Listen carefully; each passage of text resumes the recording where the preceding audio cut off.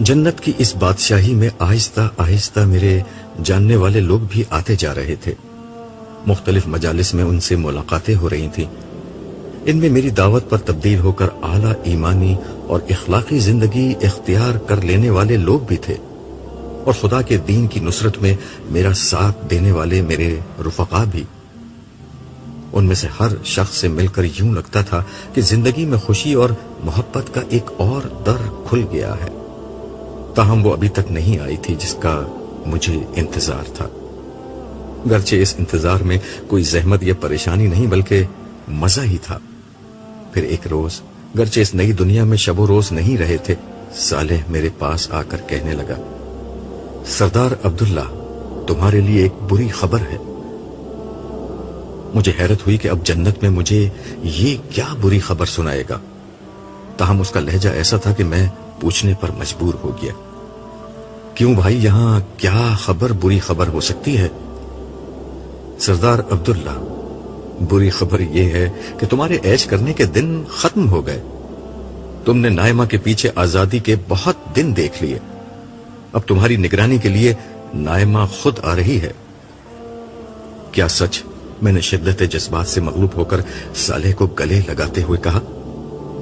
اور کیا میں جھوٹ بولوں گا؟ پھر میرے سر کو سہلاتے ہوئے بولا، مجھے چھوڑ دو. میں نے نائمہ کے آنے کی خوشخبری دی ہے، مگر میں خود نائمہ نہیں ہوں. تم ہو بھی نہیں سکتے، میں نے اسے چھوڑتے ہوئے کہا. لیکن یہ بتاؤ کہ اتنی اچھی خبر تم مجھے دھمکی کے انداز میں کیوں سنا رہے ہو؟ ویسے تمہیں نائمہ سے اگر یہی توقع ہے تو مجھے یقین ہے کہ تمہیں بہت مایوسی ہوگی. خیر چھوڑو ان باتوں کو. میں نائمہ کے آنے پر اسے ایک بہترین تحفہ دینا چاہتا ہوں. کیا تحفہ دینا چاہتے ہو؟ ایک بہترین گھر. بھائی، تمہارے پاس تمہارا گھر ہے اور اس کے پاس اس کا اپنا گھر ہوگا. اب اس نئی دنیا میں خاندانی نظام تو ہوگا نہیں کہ گھر دینا تمہاری ذمہ داری ہو، نہ اسے تمہارے بچوں کو گھر بیٹھ کر پالنا ہے. پھر ایک نیا گھر کیوں بناتے ہو؟ مجھے معلوم ہے کہ ہر جنتی کی اپنی رہائش اور اپنی سلطنت ہوگی، لیکن میری خواہش ہے کہ اپنی پسند سے نائمہ کے لیے ایک گھر بناؤں جو میری سلطنت میں ہو، اور پھر اس گھر کو نائمہ کو گفٹ کروں. جانتے نہیں اللہ نے اسراف کرنے والوں کو شیطان کے بھائی کہا ہے. وہ اس وقت مجھے تنگ کرنے کے موڈ میں تھا. جنت میں شیطان نہیں آ سکتا، مگر اس کے بعض شاگرد ضرور موجود ہیں جو میاں بیوی میں محبت پیدا کرنے کے بجائے دوری پیدا کرتے ہیں. میں نے مصنوعی غصے کے ساتھ اسے گھورتے ہوئے کہا، ٹھیک ہے ٹھیک ہے. وہ ہاتھ جوڑتے ہوئے بولا، مجھے بتاؤ کیا کرنا چاہتے ہو. اس کے بعد میں نے اسے ساری تفصیلات سمجھائیں. میری بات ختم ہوئی تو وہ بولا، چلو محل دیکھنے چلو. میں نے حیران ہو کر پوچھا، کیا مطلب؟ کیا محل بن گیا؟ تم کیا سمجھتے ہو؟ تم دنیا میں کھڑے ہو کہ پہلے زمین خریدو گے، پھر نقشہ پاس کراؤ گے، پھر ٹھیکیدار ڈھونڈو گے، اور پھر کئی ماہ محل تعمیر ہوگا. سردار عبداللہ، یہ تمہاری بادشاہی ہے. خدا کی قوت تمہارے ساتھ ہے. تم نے کہا اور سب ہو گیا. یہی یہاں کا قانون ہے. ہم وسیع و عریض سمندر کے سینے پر سفر کر رہے تھے. صالح اور میں سمندری جہاز جیسی کسی چیز میں سوار تھے. سفر کا یہ طریقہ صالح کے کہنے پر ہی اختیار کیا گیا تھا. بقول اس کے کہ جنت میں جتنا خوشگوار منزل پر پہنچنا ہوتا ہے، اتنا ہی مزیدار وہاں تک پہنچنے کا راستہ ہوتا ہے. اس کی بات ٹھیک تھی. مجھے دنیا کی زندگی میں سمندری سفر کبھی پسند نہیں آیا تھا، مگر اس سفر کی بات ہی کچھ اور تھی. یہ جہاز ایک تیرتا ہوا محل تھا جس کے عرشے پر ہم دونوں کھڑے تھے.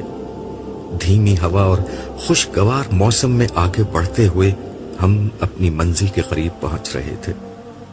ہماری منزل وہ پہاڑی جزیرہ تھا جسے ایک محل کی شکل میں نائمہ کے لیے تیار کیا گیا تھا. یہ محل بالکل ویسا ہی تھا جیسے میں صالح کو بتا رہا تھا.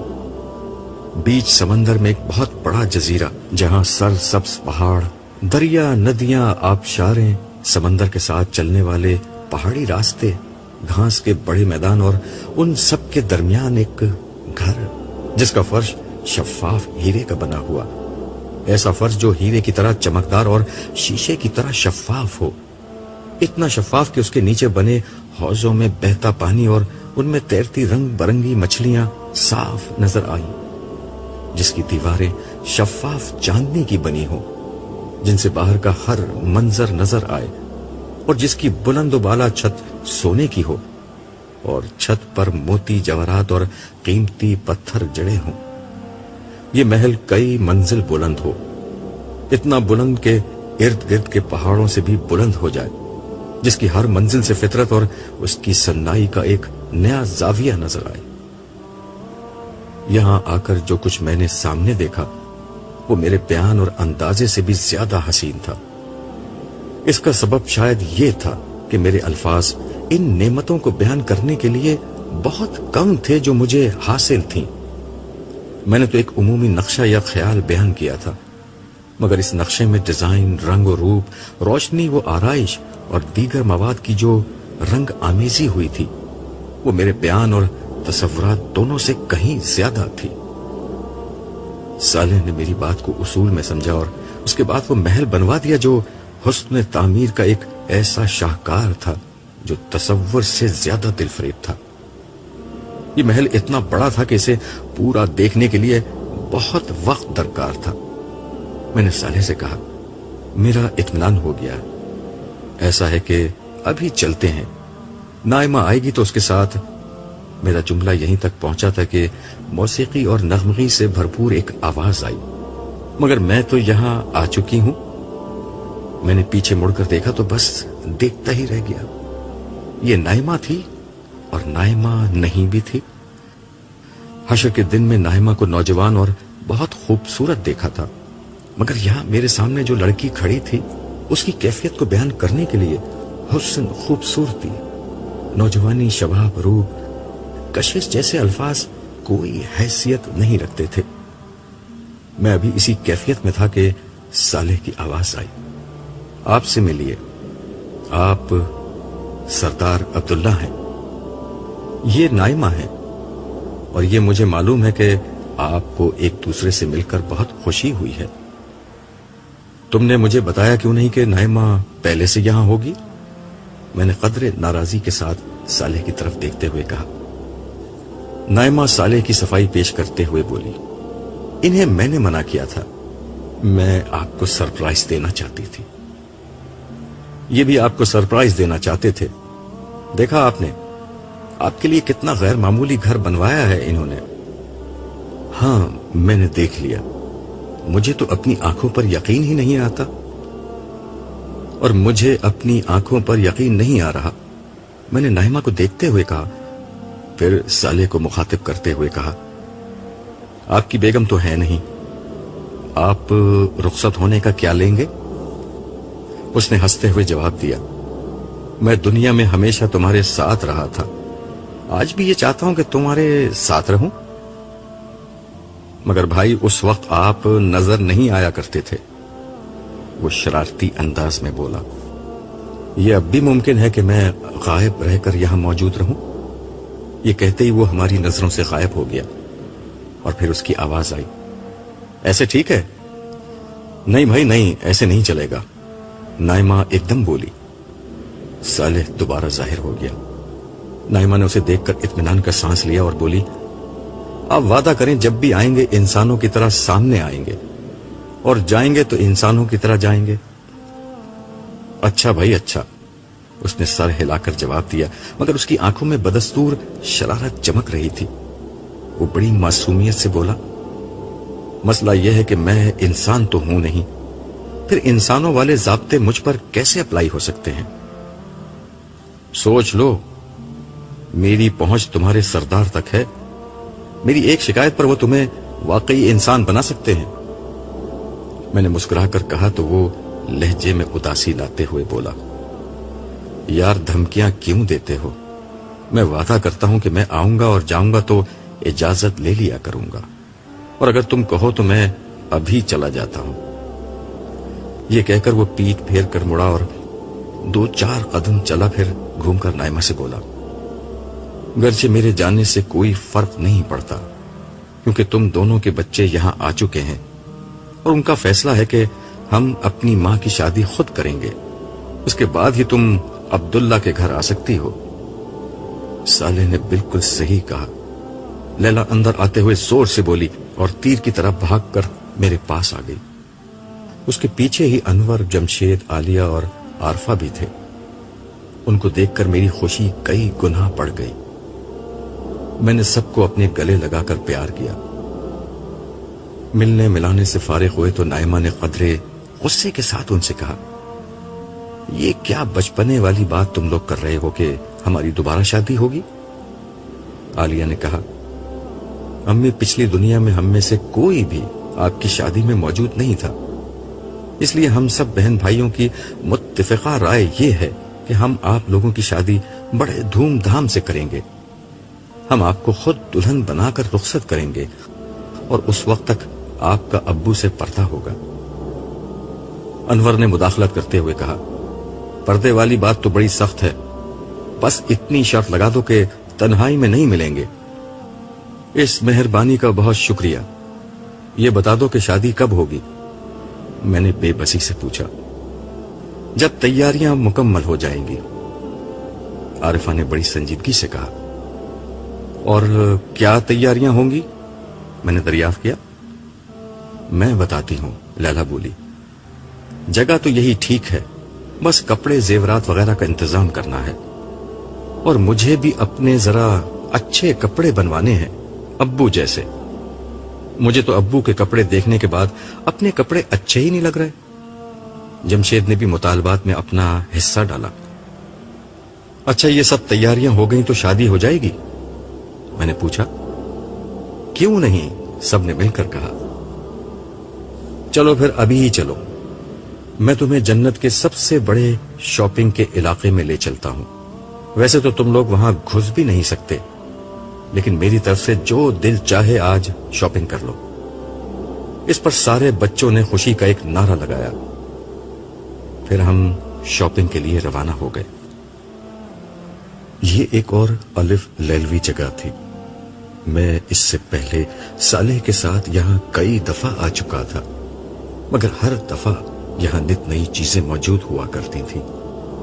اس جگہ کے لیے شاپنگ سینٹر یا بازار جیسی اصطلاحات قطعاً غیر مناسب تھی۔ یہ سینکڑوں میل تک پھیلا ہوا ایک علاقہ تھا جو رنگ و نور کے سیلاب سے روشن تھا۔ یہاں رات کا وقت ہی طاری رہا کرتا تھا۔ کھانے پینے، پہننے اور برتنے کی یہاں اتنی اشیاء تھیں کہ ان کی تعداد تو دور کی بات ہے، ان کی مختلف اقسام اور ویرائٹی ہی کروڑوں کی تعداد میں تھی۔ ہر جگہ یہاں فرشتے تعینات تھے۔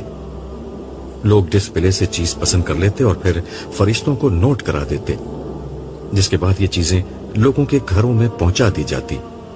فرشتے ہر شخص کا ریکارڈ چیک کر کے اس کے بارے میں سب کچھ جان لیتے۔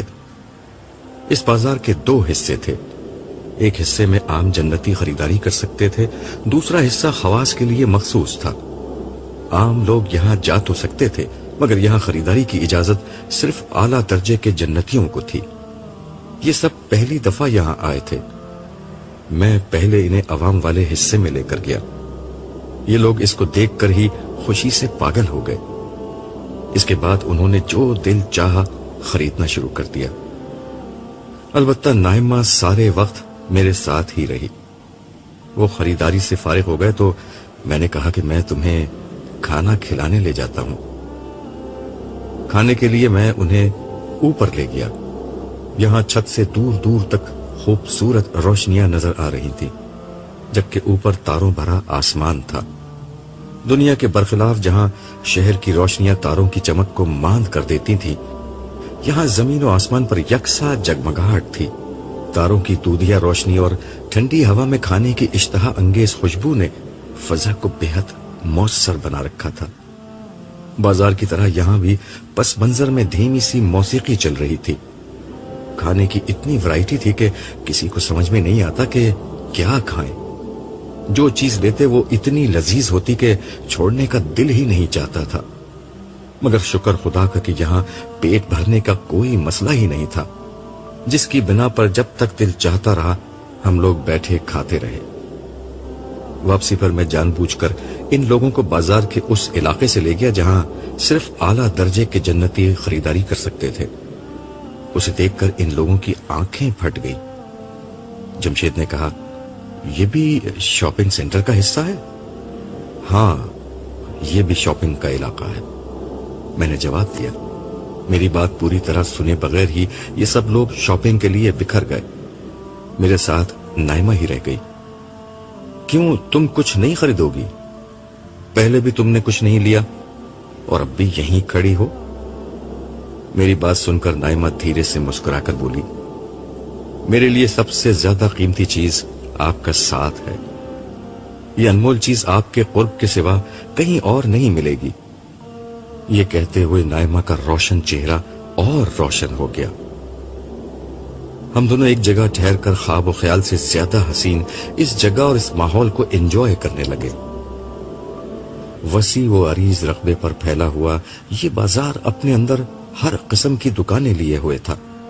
ملبوسات، فیشن، جوتے، آرائش، تحائف اور نہ جانے کتنی ہی دیگر چیزوں کی دکانیں یہاں تھیں۔ ہر دکان اتنی بڑی تھی کہ کئی گھنٹوں میں بھی نہیں دیکھی جا سکتی تھی۔ دنیا کے بڑے سے بڑا شاپنگ سینٹر بھی ان دکانوں کے سامنے کچھ نہ تھا۔ لیکن یہاں کی اصل کشش یہ دکانیں نہیں بلکہ وہ محصور کن ماحول تھا جو ہر سو چھایا ہوا تھا۔ دل و دماغ کو اپنی طرف کھینچتی چیزوں سے بھری دکانیں، ان میں جگمگ جگمگ کرتی روشنیاں، معطر فضا، خنک ہوا، دھیمی دھیمی موسیقی، خوبصورت فوارے، رنگ و نور کی ہزار ہا صنائیاں، طرح طرح کے دیگر ڈیزائنز، دلکش مناظر اور حسین ترین لوگوں کی چہل پہل، سب مل کر ایک انتہائی متاثر کن ماحول پیدا کر رہے تھے۔ یہاں کا ماحول آنے والوں کی دیکھنے، سننے، سونگنے اور دوسری اس قوت پر جس سے ان کا ذہن کوئی تاثر قبول کرتا ہے، اس طرح حملہ کر رہا تھا کہ اسے گنگ کر دیتا۔ دوسروں کے لیے یہ جگہ خریداری کی جگہ تھی، جبکہ میرے لیے یہ ذوق جمال کی تسکین کا ایک اعلیٰ ذریعہ تھی۔ مگر اس وقت تو نائمہ کے قرب نے یہاں کے ہر رنگ کو میری نظر میں پھیکا کر دیا تھا۔ لیکن ہماری تنہائی کے لمحات بہت مختصر رہے، کیونکہ تھوڑی ہی دیر میں لیلا لوٹ آئی اور کہنے لگی، ابو وہ جو ہیروں کا تاج ہے مجھ پر کیسا لگے گا؟ بہت پیارا لگے گا، مگر ابو یہ لوگ کہہ رہے ہیں کہ آپ اسے خرید نہیں سکتی۔ اچھا، میں نے اتنا ہی کہا تھا کہ باقی لوگ بھی منہ لٹکائے لوٹ آئے۔ انور نے کہا، ابو چلیں، یہاں زیادہ اچھی چیزیں نہیں ہیں۔ دوسرے الفاظ میں انگور کھٹے ہیں۔ نائمہ ہنستے ہوئے بولی، نہیں، یہ انگور اتنے کھٹے بھی نہیں ہیں، چلو میرے ساتھ چلو۔ میں ان سب کو لے کر اس جگہ گیا جہاں فرشتہ موجود تھا۔ میں نے اس سے کہا، میرا نام عبداللہ ہے، یہ میرے بیوی بچے ہیں، انہیں جو چاہیے آپ دے دیجئے۔ فرشتے نے مسکراتے ہوئے کہا، سردار عبداللہ، میں معذرت چاہتا ہوں کہ آپ کو خود آنے کی زحمت کرنی پڑی۔ انہیں جو چاہیے یہ لوگ لے سکتے ہیں۔ ان سب کا چہرہ خوشی سے دمک اٹھا اور یہ لوگ ایک دفعہ پھر خریداری مشن پر نکل کھڑے ہوئے۔ دربار کا آغاز ہونے والا تھا۔ اہل جنت کے عوام و خواص، درباری و مقربین، انبیاء و صدیقین اور صالحین سب اپنی اپنی جگہوں پر آ کر بیٹھ رہے تھے۔ دربار سے قبل اللہ تعالیٰ کی طرف سے ایک خصوصی دعوت کا اہتمام تھا۔ یہ دعوت ابھی تک ہونے والی سب سے بڑی دعوت تھی، جس میں حضرت آدم سے لے کر قیامت تک کے تمام اہل جنت جمع تھے۔ 5 جلیل القدر رسولوں کو اللہ تعالیٰ کی طرف سے اس دعوت کی میزبانی کی ذمہ داری دی گئی تھی۔ نوح علیہ السلام، ابراہیم علیہ السلام، موسیٰ علیہ السلام، عیسیٰ علیہ السلام اور محمد صلی اللہ علیہ وسلم اس تقریب کے میزبان تھے۔ یہ دعوت ایک بہت بلند پہاڑ کے دامن میں منعقد ہوئی تھی۔ یہ بہت وسیع اور کشادہ میدان تھا جو ایک باغ کی شکل میں پھیلا ہوا تھا۔ یہاں سے دور دور تک پھیلا سر سبز و شاداب علاقہ آنکھوں کو ٹھنڈک دے رہا تھا۔ اس میدان کے بیچ بیچ میں دریا بہہ رہے تھے۔ اس دعوت کا پورا انتظام عرب کی روایات اور عجم کی شان و شوکت کے لحاظ سے ترتیب دیا گیا تھا. اسی لیے نشستیں شاہی تخت کی شکل میں تھیں جن پر ہیرے اور موتی جڑے ہوئے تھے. زمین پر دور دور تک دبیز قالین اور غالیچے بچھے ہوئے تھے. غلمانوں کی ایک بہت بڑی تعداد ہاتھوں میں شراب کے جگ لیے پھر رہے تھے. اہل جنت کو جس قسم کی شراب کی طلب ہوتی وہ نظر اٹھاتے اور یہ غلمان لمحے بھر میں حاضر ہو کر ان کی خواہش کے مطابق جام بھر دیتے. یہ شراب کیا تھی؟ شفاف مشروب تھا جس میں لذت، سرور اور ذائقہ تو بے پناہ تھا، مگر نشے کی خرابیاں یعنی بدبو، درد سر، عقل کی خرابی وغیرہ کچھ نہیں تھی.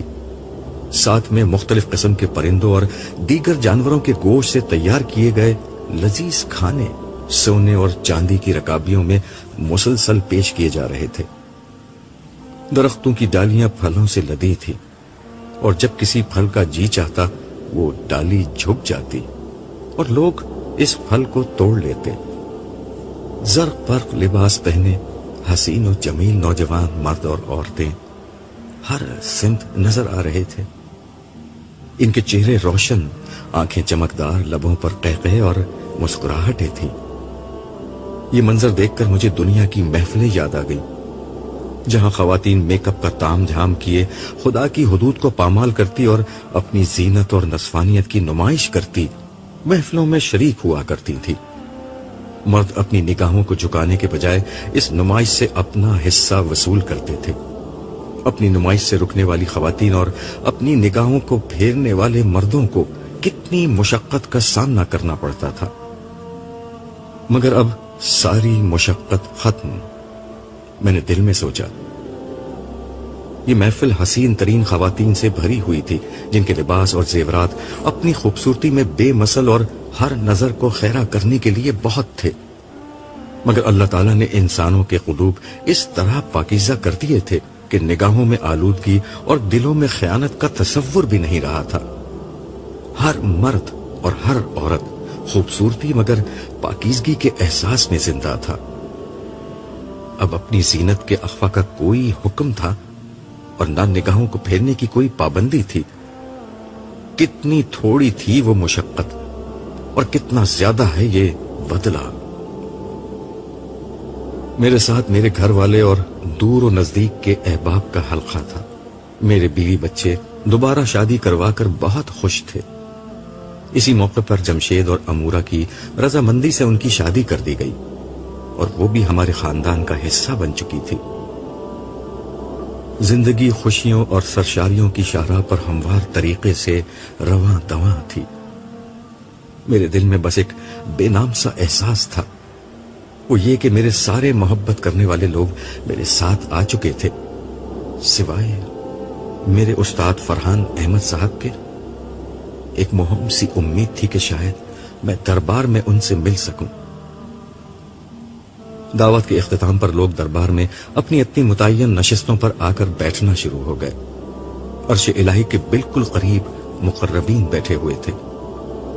ان میں حضرت انبیاء، صدیقین و شہداء اور صالحین کی ایک بہت بڑی تعداد شامل تھی، جبکہ باقی اہل جنت ان کے پیچھے بیٹھے ہوئے تھے.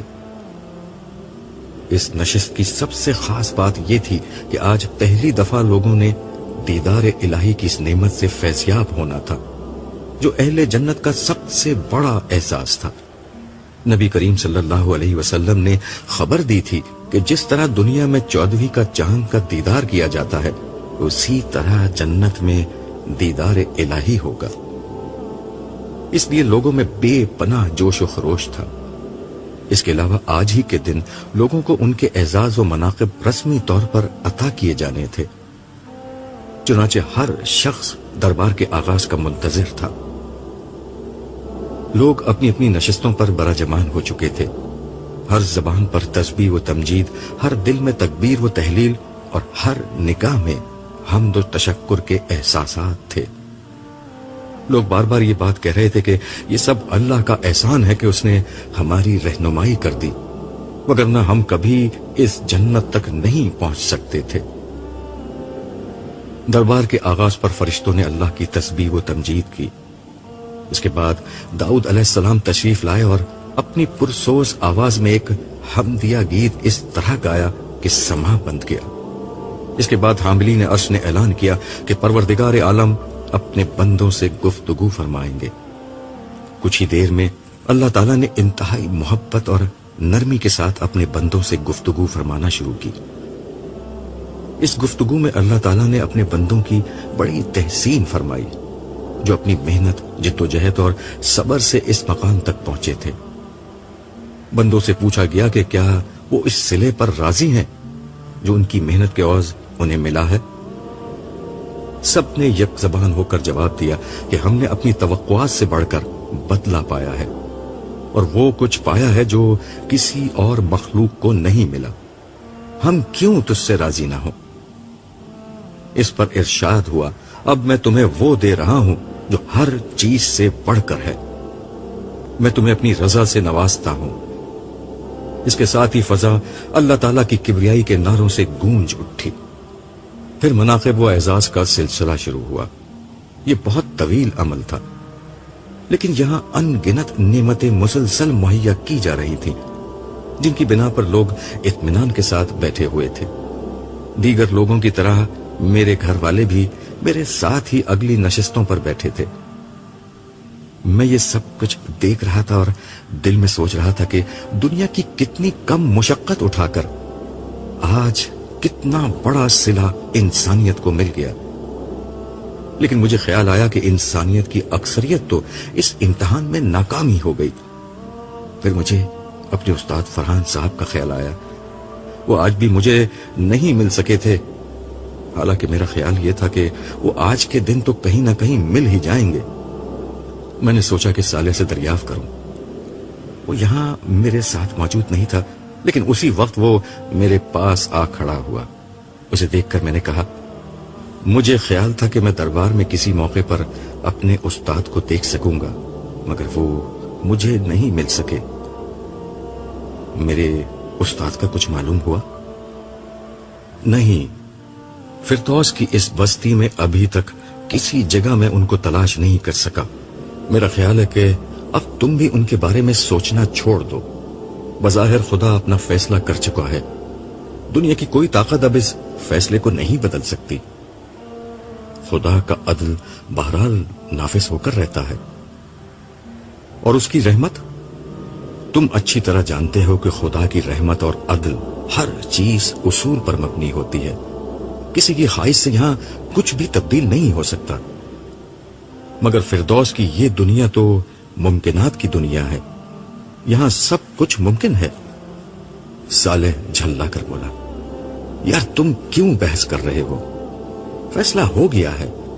ویسے تم خود پروردگار سے بات کیوں نہیں کرتے؟ تمہاری بات تو بہت سنی جاتی ہے۔ میں تو تمہیں عرش تک لے جانے آیا ہوں، چلو اور وقت کا پہیہ الٹا گھمانے کی درخواست کرو۔ خبر نہیں کہ صالح نے غصے میں آ کر مجھ پر طنز کیا تھا یا واقعتاً مجھے مشورہ دیا تھا، تاہم میں اس کی بات پر عمل کرنے کی حماقت کرنے کے لیے تیار نہیں تھا۔ البتہ اس کی یہ بات ٹھیک تھی کہ مجھے بلایا جا رہا ہے۔ کچھ ہی دیر میں میرا نام پکارا گیا۔ میں جو ابھی تک اطمینان سے بیٹھا تھا، لرزتے دل کے ساتھ کھڑا ہو گیا۔ میں دھیرے دھیرے قدموں سے چلتا ہوا اس ہستی کے حضور پیش ہو گیا جس کے احسانوں کے بوجھ تلے میرا رواں رواں دبا ہوا تھا۔ قریب پہنچ کر میں سجدے میں گر گیا۔ کچھ دیر بعد صدا آئی، اٹھو۔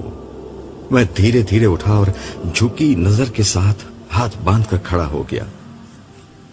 اللہ تعالیٰ نے بہت نرمی اور ملائمت کے ساتھ دریافت کیا، عبداللہ آج کے دن میرے لیے کیا لائے ہو؟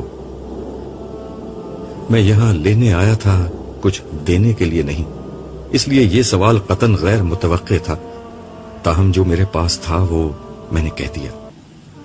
مالک، جو اچھا عمل میں نے کیا وہ در حقیقت تیری ہی توفیق سے تھا، اسے تو میں پیش نہیں کر سکتا۔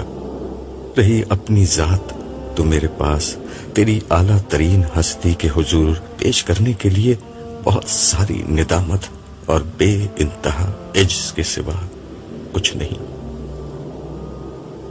اچھا کیا ندامت اور عجز لے آئے، یہ چیزیں میرے پاس نہیں ہوتی، میں انہیں تمہارے نام سے اپنے پاس رکھ لوں گا۔ اب بولو کیا مانگتے ہو؟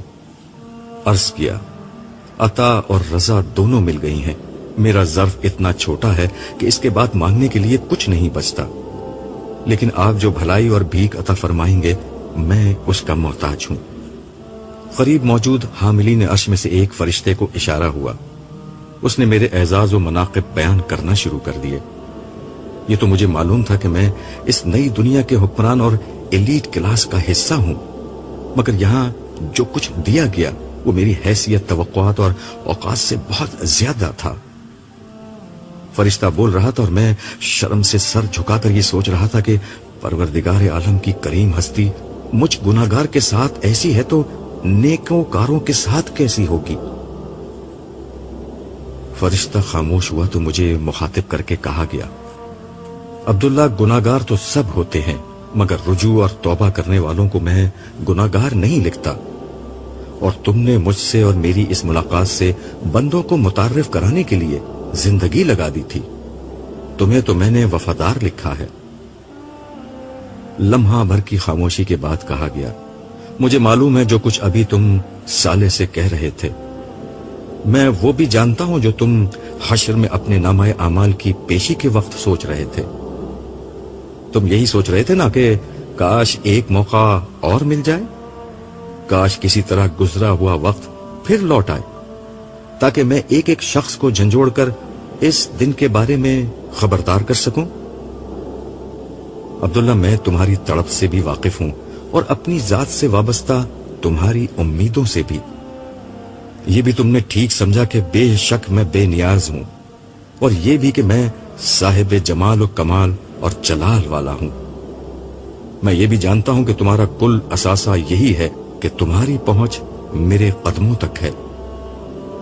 میرے لیے تمہاری بھی اہمیت ہے اور تمہاری اس بات کی بھی، لیکن خاموشی کا پھر ایک وقفہ آیا اور میں لرزتے دل کے ساتھ سوچ رہا تھا کہ میرے رب سے نہ زبان سے نکلنے والے الفاظ پوشیدہ رہتے ہیں اور نہ دل میں آنے والے خیالات اس کے علم سے باہر رہ سکتے ہیں۔ بے اختیار میری زبان سے نکلا، میرے رب تو پاک ہے۔ مجھے معلوم تھا کہ تم اپنی دلی تمنا کے اظہار کے لیے یہی پیرائے بیان اختیار کرو گے۔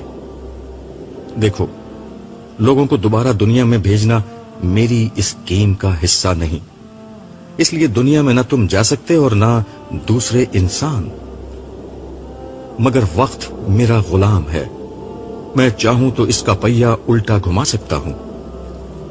پھر ایک فرشتے کو اشارہ ہوا، وہ ہاتھوں میں چاندی کے اوراق کا ایک پلندہ لے کر میرے قریب آیا۔ میں نے دیکھا تو پہلے وقت پر سونے کے تاروں سے لکھا ہوا تھا، جب زندگی شروع ہوگی۔ صدا آئی، عبداللہ، یہ تمہاری روداد ہے، اس نئی دنیا میں جو تمہارے ساتھ ہوا اس کا کچھ حصہ اس میں محفوظ کر دیا گیا ہے۔ تمہاری خاطر اب تمہاری اس داستان کو وقت کی کھڑکی سے دوبارہ پچھلی دنیا میں بھیجا جا رہا ہے۔ اس بات کا انتظام کیا جائے گا کہ یہ روداد انسانوں تک پہنچا دی جائے۔ میں اپنے بندوں اور بندیوں کے دلوں میں ڈال دوں گا، وہ تمہاری اس داستان کو اپنے ہر جاننے والے تک پہنچا دیں گے، ہر اس شخص تک جسے وہ آخرت کی رسوائی سے بچا کر جنت کی منزل تک پہنچانے کے خواہش مند ہوں گے۔ عجب نہیں کہ کوئی خوش بخت اس پیغام کو پڑھ کر اپنے عمل کو بدل دے، عجب نہیں کہ کسی کی زندگی بدل جائے، عجب نہیں کہ کسی کا مستقبل بدل جائے۔ میں لوگوں کو تمہاری درخواست پر ایک موقع اور دینا چاہتا ہوں، ابدی خسارے سے پہلے، ابدی ہلاکت سے پہلے۔ میں بے اختیار اللہ اکبر کہتا ہوا سجدے میں گر گیا۔ اللہ اکبر، اللہ اکبر۔ مؤذن نے ابھی یہ الفاظ ادا ہی کیے تھے کہ عبداللہ ایک جھٹکے کے ساتھ اللہ اکبر کہتا ہوا بیدار ہو گیا۔ وہ خالی خالی نظروں سے ارد گرد دیکھ رہا تھا۔ کچھ دیر تک وہ نہیں سمجھ سکا کہ وہ کہاں ہے۔ وہ تو اللہ تعالیٰ کے سامنے کھڑا تھا۔ اس نے غور کیا، وہ اس وقت بھی اللہ تعالیٰ کے سامنے موجود تھا۔ بیت اللہ میں کعبہ کے عین سامنے فجر کا وقت تھا اور مسجد حرام میں لوگوں کی چہل پہل جاری تھی. تو کیا میں نے خواب دیکھا تھا؟ عبداللہ نے خود سے سوال کیا. مگر وہ تو بالکل حقیقت تھی. وہ حشر کا دن، وہ جنت کی محفل اور خدا کے سامنے میری حاضری، اگر وہ حقیقت تھی تو پھر یہ کیا ہے؟ اور اگر یہ حقیقت ہے تو پھر وہ حقیقت سے زیادہ یقینی چیز کیا تھی؟ وہ خواب تھا یا یہ خواب ہے؟ وہ مسلسل بڑبڑائے جا رہا تھا. ایسا نہ ہو کہ اچانک ایک روز آنکھ کھلے اور مجھے معلوم ہو کہ جو کچھ دنیا میں دیکھا تھا خواب تو دراصل وہ تھا اور حقیقت آخرت کی زندگی تھی. آسمان سے نور اتر رہا تھا. سفید جگمگاتی ہوئی روشنیوں سے حرم کی فضا دودھیا ہو رہی تھی. آسمان تاریک تھا مگر اس جگہ دن کی روشنی سے زیادہ چہل پہل تھی. یہ حرم مکہ تھا، اہل ایمان کا کعبہ، اہل دل کا مرکز اور اہل محبت کا قبلہ. خدا کے بندے اور بندیاں، ہر نسل، ہر قوم کے لوگ یہاں جمع تھے، خدا کی حمد و تسبیح اور تعریف کرتے ہوئے. آج حرم پاک میں عبداللہ کی آخری شب تھی، مگر یہ آخری شب عبداللہ کی زندگی کی سب سے قیمتی شب بن چکی تھی. عبداللہ کچھ دیر قبل حیرانی کی جس کیفیت میں تھا اب اس سے باہر آ چکا تھا. اس نے حرم کو دیکھا اور پھر ارد گرد نظر ڈالی. حرم سے باہر ہر طرف بلند و بالا عمارات کا منظر تھا. یہ دیکھ کر اس پر ایک دوسری کیفیت طاری ہو گئی. اس کی آنکھوں سے آنسو بہنے لگے. اس کا دل مالک ذوالجلال کے حضور سراپا التجا بن گیا. مالک، قیامت کا حادثہ سر پر آ کھڑا ہوا ہے. ننگے پاؤں بکریاں چرانے والے اونچی اونچی عمارتیں بنا رہے ہیں. تیرے محبوب رسول کی پیش گوئی پوری ہو چکی ہے. اب مجھے تیرے بندوں تک تیرا پیغام پہنچانا ہے. قیامت سے قبل انہیں قیامت کے حادثے سے خبردار کرنا ہے. مجھے لوگوں کو جھنجھوڑنا ہے. آج دنیا کی محبت فکر آخرت پر غالب آ چکی ہے. تیری ملاقات سے غفلت عام ہے. حکمران ظالم ہیں اور عوام جاہل. امیر مال مست ہیں اور غریب حال مست. تاجر منافع خور، ذخیرہ اندوز اور جھوٹے ہیں. سیاستدان بددیانت ہیں، ملازم کام چور ہیں. مردوں کا مقصد حیات صرف دولت کمانا بن چکا ہے اور عورتوں کا مقصد زندگی محض زیب و زینت اور اپنی نمائش. عبداللہ کی آنکھوں سے آنسو جاری تھے. اس کے دل سے مسلسل دعا و مناجات نکل رہی تھیں. وہ دعا جس کا قبول ہونا شاید مقدر ہو چکا تھا. مولا، آج لوگ تجھ سے غافل و بے پرواہ ہو کر ظلم اور دنیا پرستی کی زندگی گزار رہے ہیں. مذہب کے نام پر کھڑے ہوئے لوگ فرقہ واریت کے اسیر ہیں یا سیاست میں الجھے ہوئے ہیں. کوئی نہیں جو تیری ملاقات سے خبردار کر رہا ہو. تو مجھے اس خدمت کے لیے قبول فرما لے. تو مجھے اپنے پاس سے ایسی صلاحیت عطا کر کہ میں تیری ملاقات اور آنے والی دنیا کا نقشہ تیرے بندوں کے سامنے کھینچ کر رکھ دوں. جو کچھ تو نے قرآن میں بیان کیا اور تیرے محبوب نبی نے جس عظیم واقعے کی خبر دی ہے، اس دن کی ایک زندہ تصویر میں تیرے بندوں تک پہنچا دوں. انسانیت کو معلوم نہیں کہ اس کے پاس مہلت عمل ختم ہو چکی ہے. مجھے قبول کر کے میں اس بات سے تیرے بندوں کو خبردار کر سکوں.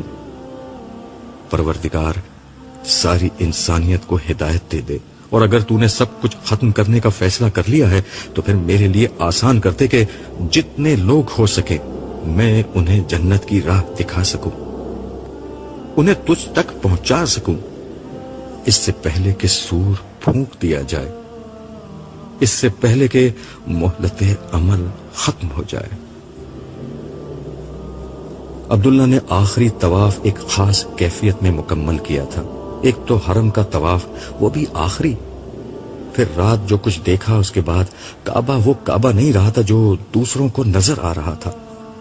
یہ کعبہ اب اسے عرش الہی کا پیکر نظر آ رہا تھا. مگر وہ ایک انسان ہی تو تھا، پے در پہ طواف کر کے شل ہو چکا تھا۔ وہ آخری طواف سے فارغ ہوا، کچھ دیر تک بیٹھ کر کعبے کو دیکھتا رہا، پھر یاس و آس کی کیفیت میں اٹھا اور اپنے دل پر جبر کر کے وہ کام شروع کیا جو اہل دل کے لیے مشکل ترین عمل ہوتا ہے، آخری دفعہ مسجد الحرام سے باہر نکلنے کا عمل۔ صبح کی روشنی پوری طرح طلوع ہو چکی تھی۔ وہ آہستہ آہستہ اس حالت میں باہر کی سمت بڑھ رہا تھا کہ بار بار ایڑیاں گھومتی اور وہ رک کر دوبارہ کعبے کو دیکھنے لگتا۔ پھر اس نے ایک مضبوط فیصلہ کیا اور اللہ اکبر کہتے ہوئے قدر تیز رفتاری سے آگے بڑھنے لگا، مگر چلتے ہوئے پھر بے اختیاری کے عالم میں گردن گھومی اور الوداعی نظریں بیت اللہ کا طواف کرنے لگی۔ ابھی اس نے ایسا ہی کیا تھا کہ اس کا کندھا کسی سے ٹکرا گیا۔ عبداللہ کی نگاہ لوٹی تو سامنے ایک سفید ریش بزرگ تھے۔ اسے احساس ہو چکا تھا کہ اس کا کندھا ان بزرگ کے سینے سے ٹکرا گیا ہے جو اس کے ہم وطن محسوس ہوتے تھے۔ عبداللہ کا جذبہ عبادت اب ندامت میں بدل چکا تھا۔ اس نے فوراً معذرت خواہانہ لہجے میں کہا، معاف کیجیے گا، غلطی میری ہے، میں سامنے نہیں دیکھ رہا تھا۔ کوئی بات نہیں، بزرگ نے شفقت آمیز لہجے میں کہا۔ پھر وہ مزید بولے، کچھ غلطی میری بھی ہے، میں بھی سامنے نہیں دیکھ رہا تھا، دراصل میں اپنے گھر والوں کو ڈھونڈ رہا ہوں، ہم عمرہ ادا کرتے ہوئے رش کی وجہ سے بچھڑ گئے ہیں۔ آپ نے ملنے کی کوئی جگہ طے نہیں کی تھی؟ عبداللہ نے سوالیہ انداز میں کہا۔ پھر اپنی بات کی مزید وضاحت کرتے ہوئے بولا، حرم میں یہ کرنا ضروری ہوتا ہے ورنہ بہت مشکل ہو جاتی ہے۔ جگہ تو یہی طے تھی، باب فتح کے پاس، یہاں رش کم ہوتا ہے، مگر کافی دیر سے وہ لوگ یہاں نہیں پہنچے۔ بزرگ نے قدرے پریشانی کے ساتھ جواب دیا، چلیے پھر تو آپ کا مسئلہ حل ہو گیا۔ عبداللہ نے مسکراتے ہوئے کہا، آپ باب فتح پر نہیں کھڑے ہوئے، میں آپ کو وہاں لے چلتا ہوں۔ بزرگ نے کچھ خجالت کے ساتھ ارد گرد دیکھا اور پھر عبداللہ کے ساتھ آگے بڑھتے ہوئے بولے، ہم دراصل کل رات ہی یہاں پہنچے ہیں، پہلی دفعہ آئے ہیں، اس لیے یہاں کا پوری طرح اندازہ نہیں۔ سعی کے دوران میں میری بیٹی اور نواسی مجھ سے الگ ہو گئیں۔ ہمارے پاس 2 موبائل تھے جو ان کو دے دیے تھے، انہیں جگہ بھی سمجھا دی تھی مگر خود بھول گیا۔ اللہ کا شکر ہے کہ تم مجھ سے ٹکرا گئے، ورنہ نہ جانے کتنی دیر اور میں یہاں رک کر ان کا انتظار کرتا۔ اللہ کے ہر کام میں مصلحت ہوتی ہے، عبداللہ نے جواب دیا۔ اللہ کا نام لیتے ہوئے اس کے لہجے میں سارے جہاں کی مٹھاس آ چکی تھی۔ ارے وہ رہی میری بیٹی، بزرگ نے عبداللہ کی بات کا جواب دینے کے بجائے خوشی کے عالم میں ایک سمت اشارہ کرتے ہوئے کہا اور تیزی کے ساتھ آگے بڑھ گئے۔ عبداللہ نے ادھر دیکھا تو اندازہ ہوا کہ بزرگ ایک درمیانی عمر کی خاتون کی طرف بڑھ رہے تھے۔ اس کے سمجھ میں نہیں آیا کہ ان کے ساتھ آگے جائے یا اپنے راستے پر لوٹ جائے۔ ویسے بھی اس کا کام اب ختم ہو چکا تھا، مگر اسے محسوس ہوا کہ اخلاقاً ان سے اجازت لے کر ہی لوٹنا چاہیے، چنانچہ وہ بھی ان کے پیچھے چل پڑا۔ قریب پہنچا تو وہ اپنی بیٹی کو اپنے ساتھ پیش آنے والی غلط فہمی کے بارے میں بتا رہے تھے۔ وہ عبداللہ کو دیکھ کر بولے، اسی نوجوان نے مجھے راستہ دکھایا ہے۔ بیٹا آپ کا بہت شکریہ، خاتون نے بہت نفیس لہجے میں کہا۔ اگرچہ ان کے چہرے سے سفر اور عمرے کی مشقت اور اب پیش آنے والی پریشانی کے سارے آثار ظاہر تھے۔ ہم کافی دیر سے یہاں ابو کا انتظار کر رہے تھے۔ ہم کے سیغے سے عبداللہ کی توجہ ان کے برابر میں کھڑی ہوئی لڑکی کی طرف ہوئی۔ لمحے بھر کو اس نے اس لڑکی کو دیکھا اور بے اختیار نظریں جھکا لی، مگر اس ایک لمحے میں عبداللہ کے دل کی دنیا میں قیامت برپا ہو گئی۔ اس قیامت کا سبب یہ نہیں تھا کہ وہ لڑکی غیر معمولی طور پر حسین نقش و نگار اور رنگ و روپ کی مالک تھی۔ رہا عبداللہ تو اس جیسی بے داغ جوانی کہاں کسی نے دیکھی ہوگی۔ پھر وہ حرم میں جس کیفیت میں تھا، وہاں صنف مخالف تو کیا اپنی جنس کے انسان بھی نظر آنا بند ہو جاتے ہیں، سوائے کعبہ اور رب کعبہ کے کچھ اور نظر نہیں آتا۔ اور اس صبح سے تو رب کعبہ کا تصور انتہائی گہرا ہو چکا تھا۔ اس نے خواب میں پروردگار عالم کی حضوری کا جو شرف حاصل کیا تھا، اس کے بعد عبداللہ کو کچھ ہوش نہیں تھا۔ ایسے میں خواب کی دیگر تفصیلات اسے کہاں یاد رہ سکتی تھی، مگر اس دلکش نسوانی چہرے نے خواب کی ایک ایک تفصیل اسے یاد دلا دی۔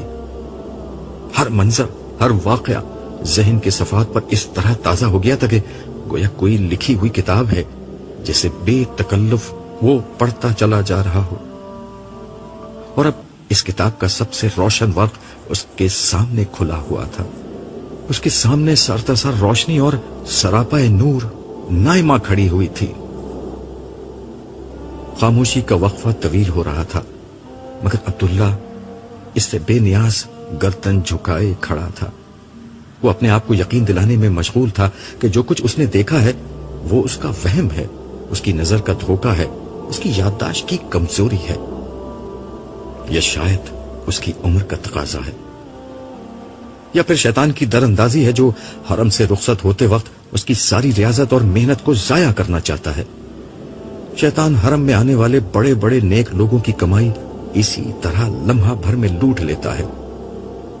کسی بھی بہانے سے ایک نظر کی خواہش، ایک لمس کا جذبہ، ایک لمحے کی حیوانیت، ایک لمحے کی ہوس عمر بھر کی ریاضت کو برباد کر سکتی ہے۔ ہاں، یہی لمحہ بطور آزمائش میری زندگی میں آ گیا ہے۔ شیطان چاہتا ہے کہ میں اس لڑکی کو اپنے خواب کی تعبیر سمجھ کر اپنی آنکھوں میں شیطان کو بسیرا کرنے دوں۔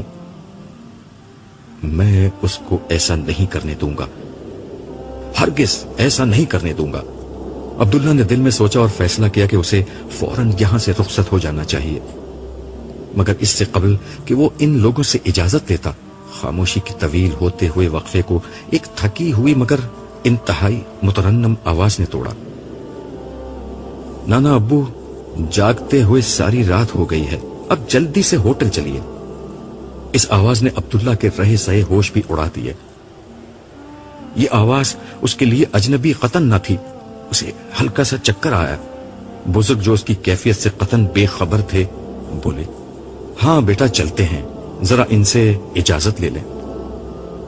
اس سے قبل کہ وہ بزرگ عبداللہ سے کچھ کہتے، ان کی صاحبزادی نے جو ایک نفیس طبیعت کی خاتون تھیں عبداللہ سے پوچھا، بیٹا چلتے چلتے اپنا نام تو بتاتے جاؤ۔ میرا نام عبداللہ ہے۔ بمشکل عبداللہ کی زبان سے یہ الفاظ نکلے۔ اب یہ وہ وقت تھا جب تہذیبی تقاضوں کے پیش نظر بزرگ نے اپنے آپ کو متعارف کرانا ضروری سمجھا۔ اچھا ہوا بیٹا آمنہ تم نے ان سے تعارف حاصل کر لیا، میں بھی اپنا تعارف کرا دوں۔ میرا نام اسماعیل ہے اور یہ میری بیٹی آمنہ ہے۔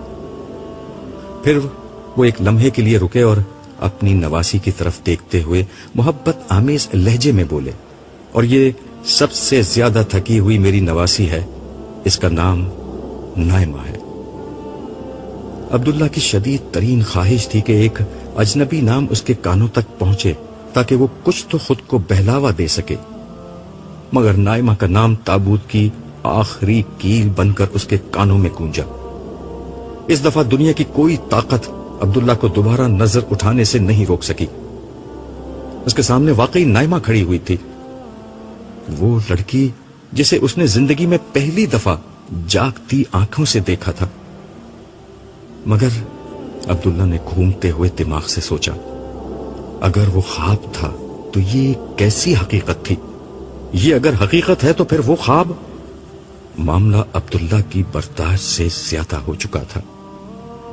اسے آنے والے چکر اب تیز ہو گئے۔ وہ نائمہ کو دیکھتے ہوئے لہرایا اور بے ہوش ہو کر زمین پر گر پڑا۔ یہ ناول اگر آپ نے مکمل کر لیا ہے تو امید ہے کہ بیشتر قارئین کی طرح یہ آپ کے لیے ایک نئی دنیا کا تعارف ثابت ہوا ہوگا۔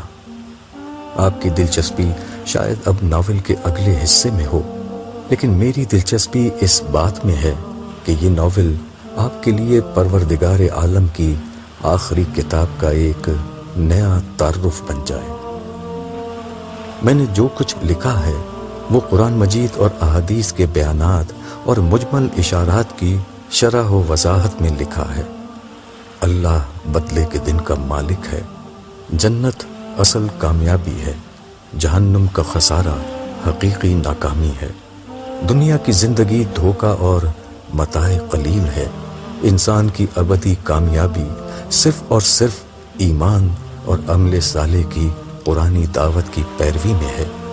یہی سب انبیاء کی دعوت اور قرآن مجید کا خلاصہ ہے۔ مجھے یقین ہے کہ اس ناول کو پڑھنے کے بعد جب آپ قرآن مجید کو سمجھ کر ترجمے کے ساتھ پڑھیں گے تو آپ پر قرآن مجید کے بیانات کی معنویت بڑی حد تک واضح ہونے لگے گی۔ قرآن آپ کے لیے ایک اندیکھی دنیا کا نہیں بلکہ ایک مانوس دنیا کا تعارف بن جائے گا۔ اگر آپ نے قرآن مجید کو اس طرح پا لیا تو یہ میری سب سے بڑی کامیابی ہوگی۔ امید ہے کہ اس ناول کے مطالعے کے بعد آپ کم از کم ایک مرتبہ پورے قرآن مجید کو ترجمے کے ساتھ ضرور پڑھیں گے، اور کیا ہی اچھا ہو کہ قرآن مجید آپ کی زندگی بن جائے۔ خیر اندیش ابو یحییٰ۔